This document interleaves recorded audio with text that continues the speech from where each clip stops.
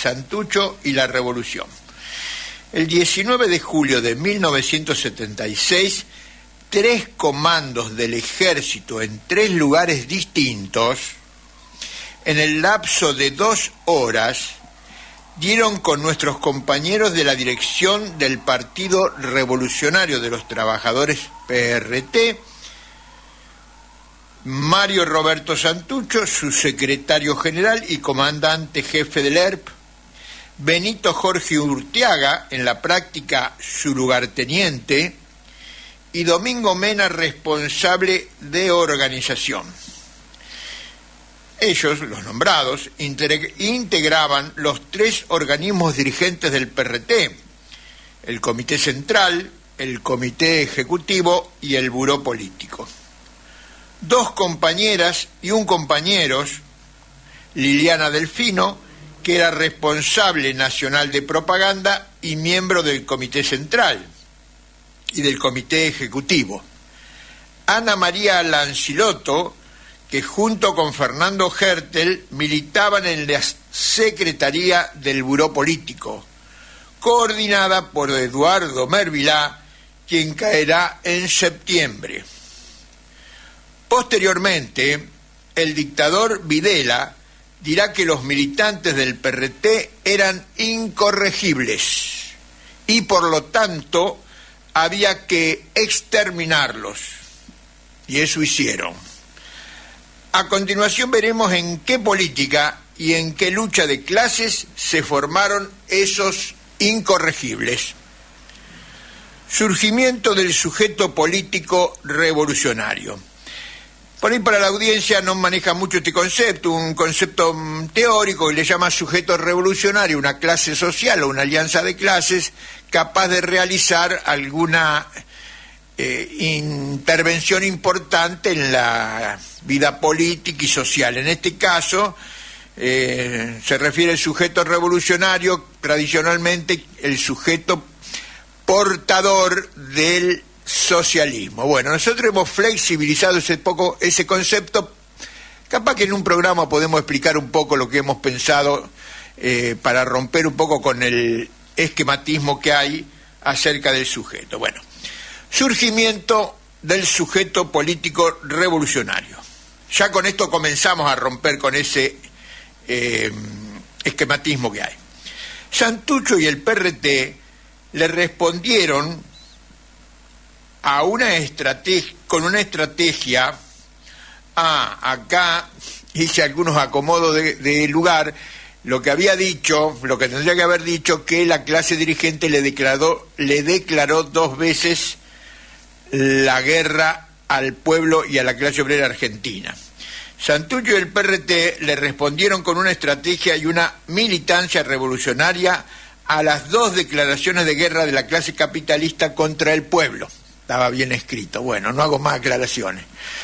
Sigamos. La primera con el golpe gorila de 1955, como respuesta fue la resistencia peronista, en la que por abandono de la oficialidad y la burguesía peronista facilitó que la clase obrera, al actuar con independencia de la burguesía, comenzara a convertirse en sujeto político del cambio. Y la segunda declaración de guerra fue con el golpe preventivo de 1966, sumando al radicalismo y otras fuerzas políticas al conjunto de expresiones populares que aislaron a la dictadura y tomaron forma insurreccional en el Cordobazo, el Rosariazo y la cadena de puebladas que le siguieron. La contraofensiva de todo el pueblo surgió antes que la respuesta de las organizaciones revolucionarias, porque la clase obrera había dado el salto a sujeto político revolucionario y le dio base de masas a la respuesta revolucionaria a las 2 declaraciones de guerra de la burguesía. Hoy, Patricia Bullrich dice que la dictadura vino y para justificar todo lo que están haciendo habló de asesinos seriales. El que conoce la historia argentina del 55 para acá sabe que los únicos asesinos seriales que hubo en la Argentina fueron los militares, los marinos y también los aeronáuticos, aunque en menor medida. Los únicos asesinos seriales. Ningún revolucionario o revolucionaria puede ser incluido en esa categoría política. Así que asesinos seriales, los militares con Videla a la cabeza, los marinos con Macera a la cabeza. Bien. Hablando de Santucho, dice el editorial, un revolucionario de amplia visión política. En febrero de 1968, Santucho fue el principal redactor del documento del Cuarto Congreso del PRT, que estableció las bases teóricas de una estrategia de poder, mostrándose como un teórico de amplia visión al integrar las estrategias de Carlos Marx, Federico Engels, Vladimir Lenin, León Trotsky, Mao Zedong, Ho Chi Minh, Fidel Castro y el Che Guevara en una estrategia para Argentina en el marco de la revolución latinoamericana y mundial. Difícil encontrar entre los marxistas del mundo, de todo el mundo, quien sumara visiones consideradas antagónicas. Santucho fue el que lo hizo. No sabemos si el único, pero uno de los pocos, estamos seguros. En el quinto Congreso Partidario, de fines de julio de 1970, esa línea tomó realidad en la acción política práctica con la fundación del Ejército Revolucionario del Pueblo, ERP. En el prólogo de junio de 1973, estamos hablando del documento del quinto Congreso, en el prólogo de junio de 1973, 3 años después, dirá: las resoluciones del quinto Congreso han tenido una influencia decisiva en la formación de nuestra organización porque resuelven los problemas fundamentales de la construcción de la organización revolucionaria propias de la estructura económico-social argentina. A saber, primero, la lucha de clases en el seno del partido marxista-leninista. 2. El tipo de fuerza militar necesaria para librar la guerra popular y prolongada, urbana y rural, de masas y la imprescindible dirección del partido. 3.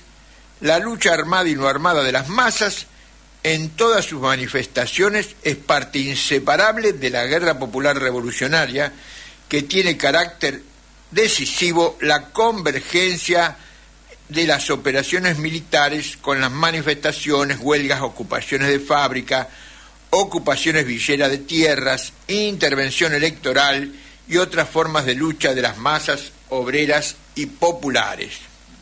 4. Que esa convergencia ha de lograrse mediante la intervención dirigente del partido marxista-leninista y los dos tipos de organizaciones revolucionarias por él creadas y dirigidas: el Ejército Revolucionario del Pueblo y el Frente de Liberación Nacional. Aquí termina Santucho.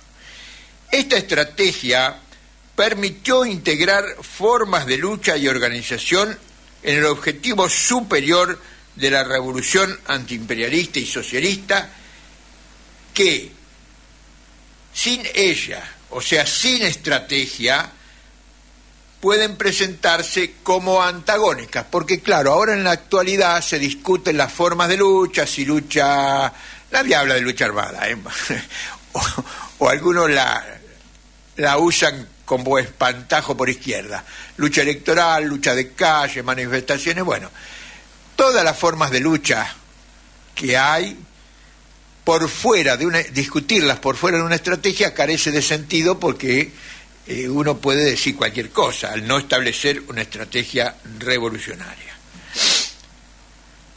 Volvemos al texto. La impetuosa ofensiva militar del ERP, junto a las demás organizaciones guerrilleras, acompañando y acaudillando las grandes acciones de las masas, derrotaron a la dictadura de los monopolios, la de Onganía Lanusse. Para ampliar la organización de las bases del pueblo, Santucho impulsó la línea de los comités de base con el objetivo de organizar el boicot o la participación ante las condicionadas elecciones de 1973. Si bien a partir de mediados de 1972 el movimiento de masas hizo una pausa, los fusilamientos de 19 revolucionarios, 3 sobrevivieron, en Trelew apuraron la retirada de la dictadura, pero con la mayoría de los dirigentes presos no se pudo concretar ninguna de las dos tácticas. El análisis concreto de la situación concreta. Ante el gobierno presidido por Cámpora, respondió con las consignas, el PRT respondió con las consignas, ninguna tregua a las empresas explotadoras, ninguna tregua al ejército opresor. El mismo día de su asunción, el 25 de mayo, las masas en combativa movilización, dentro y fuera de la cárcel de Villa Devoto, liberando a los presos políticos de todo el país, le propinaron su primera derrota. 25 días después de asumido Cámpora, cuando Perón dio el visto bueno para la masacre del pueblo, que lo fue a recibir en Ezeiza, se puso en evidencia la justeza de la caracterización del gobierno peronista burgués y burocrático realizada por el PRT, porque hasta antes de eso había cataratas de crítica que incluso los más izquierdistas de la izquierda argentina le rendían pleitesía a Perón. Y Santucho se le enfrentó, miren una cosa, Santucho fue el que más se enfrentó con Perón y fue el líder revolucionario más popular de todo ese periodo de la historia argentina. Enorme respeto incluso de la militancia peronista. En julio, el golpe de Perón contra Cámpora, porque hay que decir que a Cámpora lo volteó Perón, porque eso fue así, el golpe palaciego de Perón contra Cámpora, y al asumir aquel, el panorama se esclarecía para gran parte de la militancia y sectores de las masas, resultando un rápido crecimiento del PRT en el proletariado fabril.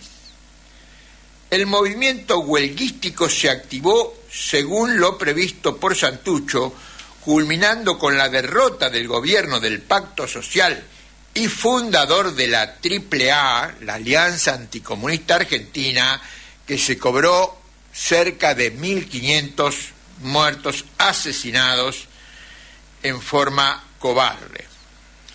En las jornadas, o sea, fue derrotado en las jornadas de junio y julio de 1975, conocidas también como el Rodrigazo. Frente al vacío político, Santucho reforzó la idea de unir a la lucha reivindicativa a la lucha democrática, porque el primer paso para la solución de la crisis nacional es la conquista de la democratización que permitirá la amplia participación de todo el pueblo en la política y una amplísima política de alianzas. Medidas destinadas a que la movilización obrera fuera acompañada por los millones que integraban los sectores intermedios entre los grandes capitalistas y el proletariado industrial. En este sector, en los sectores intermedios, la influencia en los sectores intermedios, se jugó el destino de la revolución o la contrarrevolución en ese periodo. Decenas de miles de obreros se encontraban en plena maduración política, cuya conciencia alcanzaba los umbrales del socialismo. Era evidente que el socialismo ya había roto el cascarón de las organizaciones y era un tema de debate entre el pueblo y en particular de la clase obrera. mientras Santucho se elevaba al líder del movimiento revolucionario. Consideraba que esta política sentaría las bases de la tercera herramienta estratégica, el Frente de Liberación Nacional. Pero no alcanzó. Los sectores de clase intermedios no pudieron ser acaudillados pese a la persistente movilización del proletariado industrial. A esto contribuyó la derrota de Montechingolo y el fracaso de la formación del segundo Frente Rural en Tucumán. La movilización obrera continuó, pero no se amplió lo suficiente como para condicionar al gobierno del golpe contrarrevolucionario del 24 de marzo de 1976. En palabras de Santucho, un error de apreciación táctica. Santucho llamó a los argentinos a las armas, pero los obreros industriales con instinto de conservación se replegaron para dejar que pase el guadañazo, como dijo un obrero siderúrgico. 2 meses después, Santucho corrigió la línea bajo la consigna "con fuerza hacia las masas", con la cual intentó replegar la organización, pero mantener encendida la hoguera de la resistencia guerrillera y formar los cuadros de mandos políticos y militares que consideraba las tareas centrales de nuestro partido. El mismo día de su salida al exterior, el 19 de julio de 1976, fue detectada la casa en la que Santucho preparaba su repliegue, cayendo en combate junto a sus compañeros y compañeras. Pese al durísimo golpe recibido, la militancia del PRT y los combatientes del ERP prosiguieron la lucha en forma encarnizada. Pero parte de la dirección sustituta no comprendió el error de apreciación táctica y continuó a la ofensiva. Lo pusimos entre comillas porque algo de eso había, pero poca realidad porque no estaban dadas las condiciones. Con lo que aquel error de apreciación, como había dicho Santucho, error de apreciación táctica, se convirtió en estratégico. Durante el resto de ese año y entre mayo y junio del siguiente, la estructura nacional fue destruida por el ejército y el 80% de sus dirigentes y el 60% de la militancia cayeron en la contienda. Es decir, que esta premisa de Videla, del dictador Videla, de que los militantes del PRT y los combatientes del ERP eran incorregibles, lo llevó a su exterminio. Y los números estos no son inventados, sino que tenemos la lista nombre por nombre. Por lo que a la salida de la dictadura, la clase obrera y el pueblo no contarán con una alternativa revolucionaria de poder. Esta fue la causa por la que la política argentina retrocediera a la lucha interburguesa, pero incluso más atenuada que entre 1945 y 1966, en la que la burguesía mercado internista, cada vez más débil, se fue alineando con el sector hegemónico de la clase capitalista y su proyecto extractivista, financiero, agropecuario, exportador, basado en el endeudamiento externo, que genera recurrente crisis como por ejemplo la de 2001. En ella, la rebelión carente de una dirección revolucionaria abrió un lugar para el tibio periodo kirchnerista. En el marco de la crisis mundial y por sus propias limitaciones, este se agotó en 2008 y fue derrotado por las entidades agrarias que ganaron las calles. Su progresivo alineamiento con el proyecto hegemónico condujo a nuestro país al gobierno de Milei, que analizamos semanalmente en este programa. Todo esto que hemos dicho, hace necesaria una estrategia para el asedio a la fortaleza capitalista. Es decir, no estamos en condiciones de pasar al asalto, pero sí al asedio de la fortaleza enemiga. Brevemente, los títulos de esta estrategia.